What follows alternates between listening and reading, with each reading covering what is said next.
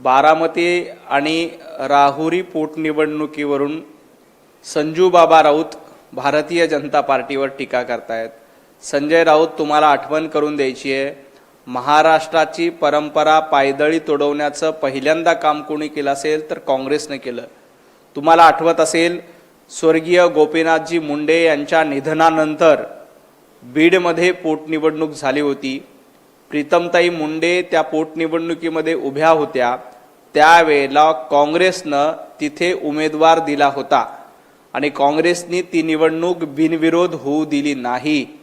संजय राऊत अशा पद्धतीच्या प्रथा परंपरा पायदळी तोडवण्याचं काम महाराष्ट्राच्या इतिहासात कोणी केलं असेल तर ज्या काँग्रेसच्या वळसणीला जाऊन तुम्ही बसलायत त्या काँग्रेसनं केलंय, त्या राहुल गांधी यांनी केलेलं आहे।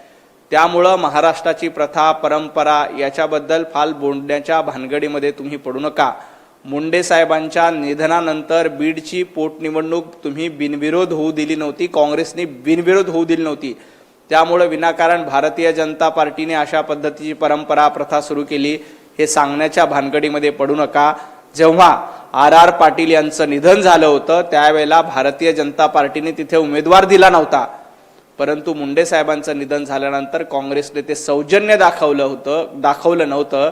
काल देखील काँग्रेसनं 4 वेळेला विनंती केल्यानंतर उमेदवारी अर्ज मागे घेतला। सुरुवातीला वेगवेगळी कारणं सांगितली आणि नंतर पराभवाच्या भीतीपोटी काँग्रेसनं हा उमेदवारी अर्ज मागे घेतलेला आहे।